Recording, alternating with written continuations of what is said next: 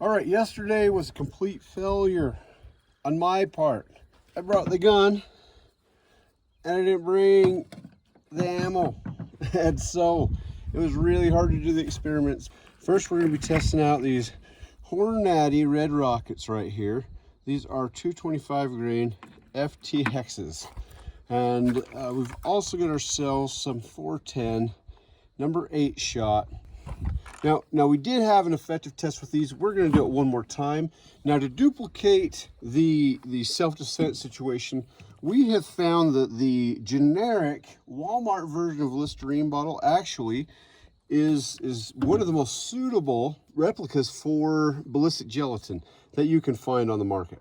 So we're going to be doing the Rough and Rowdy Bond Arms Pistole. It's got a 3.5-inch barrel with about a 1/2 inch of rifling at the end. We're loading it up right now just with the 45 Colts. I don't know if you can quite see it, but you can kind of catch where that rifling begins, that little ring in there.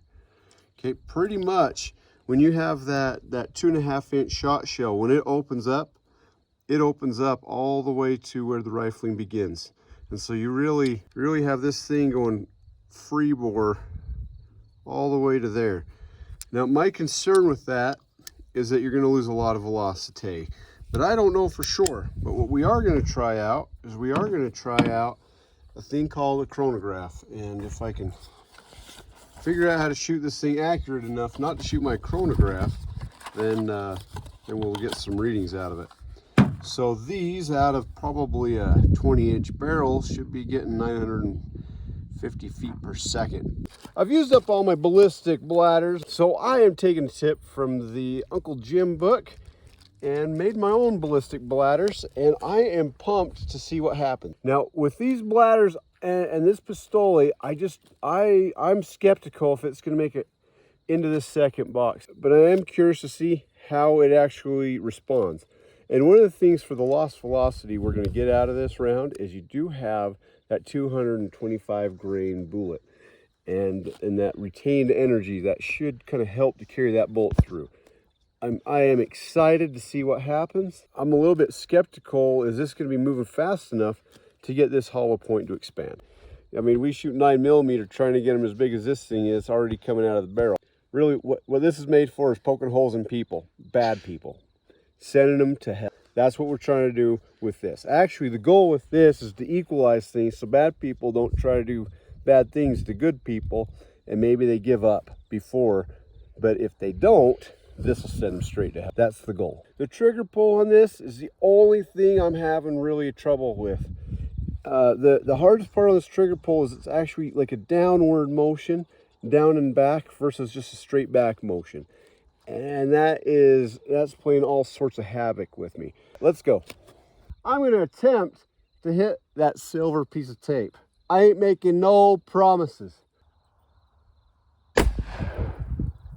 Hey, not too shabby.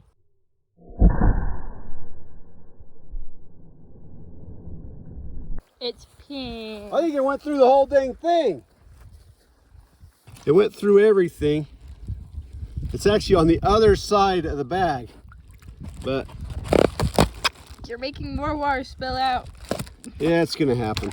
I thought there'd be just a hair more deformation. This thing's also fairly streamlined, so at low velocities it might also make it hard for that thing to open up.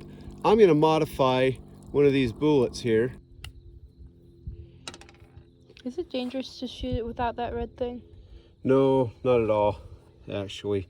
I mean, it's just a XTP bullet with a little red tip inside of it, little rubber squishy tip. So now what we've done, we've opened up that cavity so the hydraulics can work in it. Let's see if we can force this thing to work a little bit better.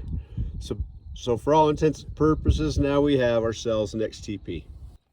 And you want your finger at the trigger down at the bottom of the trigger.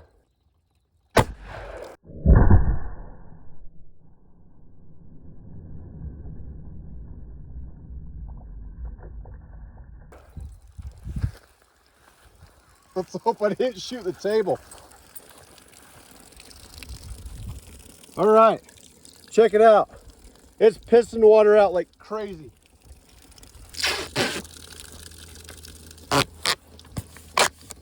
this time it had a little bit more surface area. So like I was thinking, it did kind of open up. It opened up a lot better without having that little red rocket in there. We're gonna see if we can get some upception going on with this water. First round we're gonna shoot in one of these spear gold dots, and then we're gonna shoot a 158 grain. That ain't gonna deform at all. I'm gonna guess it's gonna pass through 100%.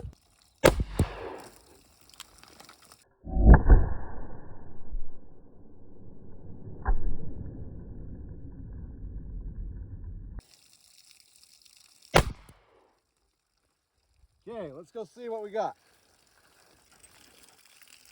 38 here, but it's an expanding projectile. This is already kind of weakened from all the other crap in the water, but it's going in instantly expanding. It's traveling through here. It's actually already starting to shed a little bit of lead just in that expansion. So it's traveling through in the second box, ends up right about here. That semi-wad cutter passed through everything, didn't even slow it down.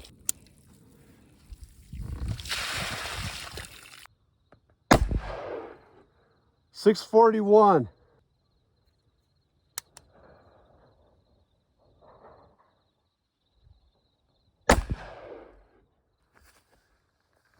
.657 before it said error 3.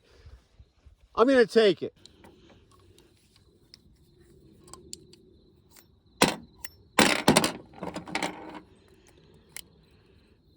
Okay, just for a little comparison, that's kind of how that sits in there for depth of the barrel. We've got ourselves a dangerous antiseptic mouthwash bottle coming after us. We don't have a whole lot of time to think. All we have time to do is point and shoot. All right, let's see what happened. All right, right here you can see these grazing, glancing shots right here. But before that, we hit it straight on. Look at that. I mean, just destruction. You can see where it's peppered, this plastic. Some of the BBs got through. We're gonna try this. We're really close.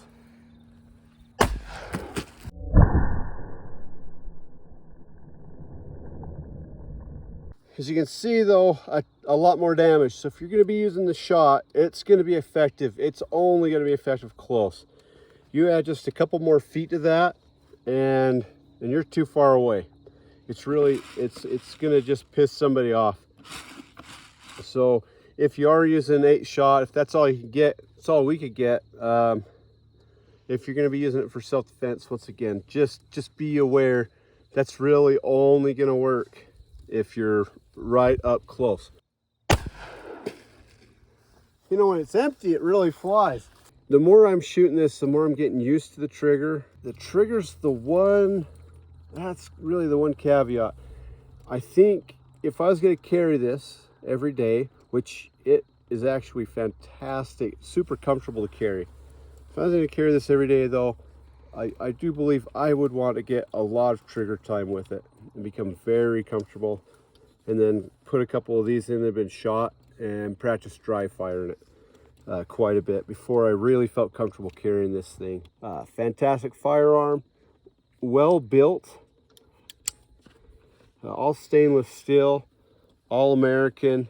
Just, it's one bad A Texas handgun. You want to try shoot it? No.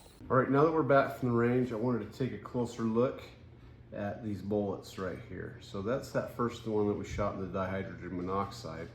And what I find interesting is it's rough along the sides of that gilding metal on that bullet. Now when we look down the barrel in here before the rifling, you'll see it's, you know, it's not just a smooth transition into the rifling. It actually kind of has a ring around it, a little lip. Ultimately what it feels like is by the time it hits these riflings, it's really not going perfectly straight. The riflings give it just enough spin, I guess, to stabilize it, just not a whole lot. But let's see where this comes in at.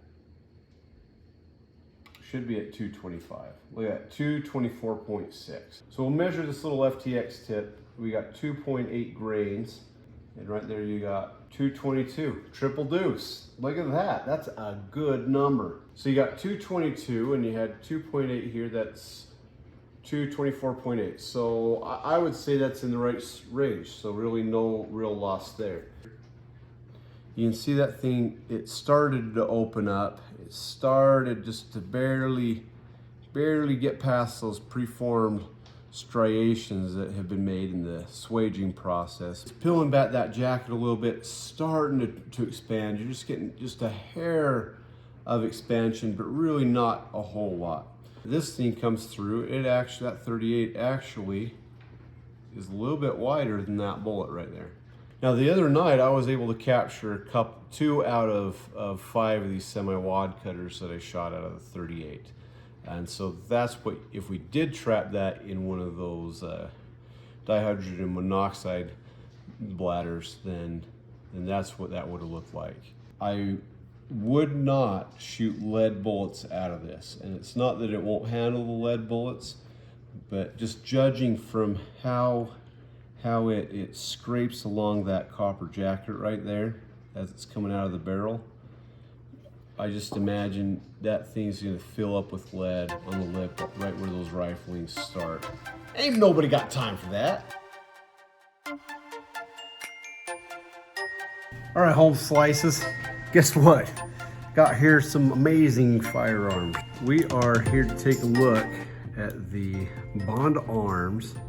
I can't even remember what this thing's called. I think it's called the, you better back off or you're gonna get a gut full of lead gun. And the only reason I'm bringing this bad boy out right here, which is immaculately clean, as you can see, by virtue of unique powder.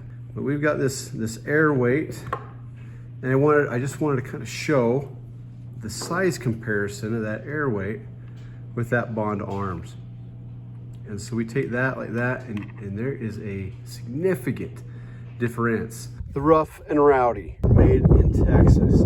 The crazy thing is this thing probably has like just over ½ an inch of rifling, because this is one of those ones that gets to shoot the 410 or the 45 Colt. You gotta go either or, top, bottom, double, doesn't matter. Whatever floats your boat, whatever kind of guy, gal you think you are, this thing's gonna be the thing for you.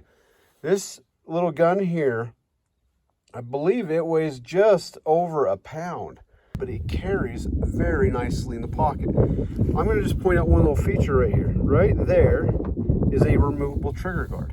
You don't carry this thing locked and loaded, so it really doesn't matter if you have that trigger guard or not. That's kind of a personal preference. Right now we got a 410 in there, and we got ourselves a 45 long Colt. Now it's one of the Red Rockets from Hornady, 225 grain. I've never shot one before, so this is gonna be a new experience. Snack time. Yeah? What do you think? Delicious, huh? You know it's bad is when he turns his nose up at it. Some doomcope forgot to bring additional ammunition. We are going to try to use this dihydrogen monoxide in the ballistic bladders and try to capture one of these 225 grain bullets. Well, let's see what else I can screw up today. Probably going to miss this thing. And by the way, yes, that is Coleman fuel. That stuff is so dang cheap, it's cheaper than water. So I decided might as well shoot that and see if we can get a big fireball.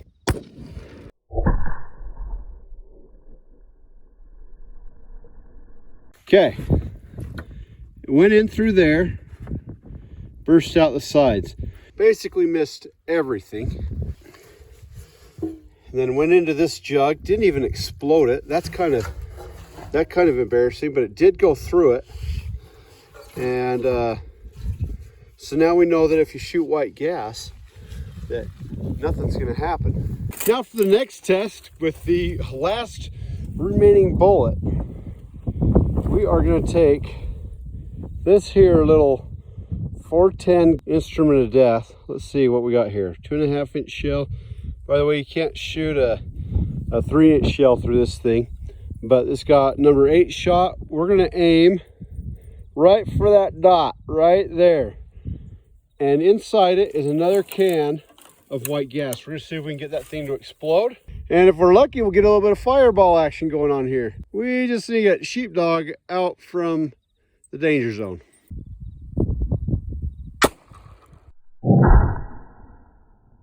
Now that is quite the trigger. It doesn't quite, I don't even know how to explain it. So that's something I'm gonna have to get used to. With that 8-shot, look at that. No penetration. So that peppered that pretty good. We were close. We got a number of hits.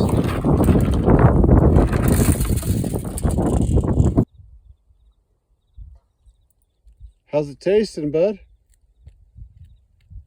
Well, until another day, sure, bro.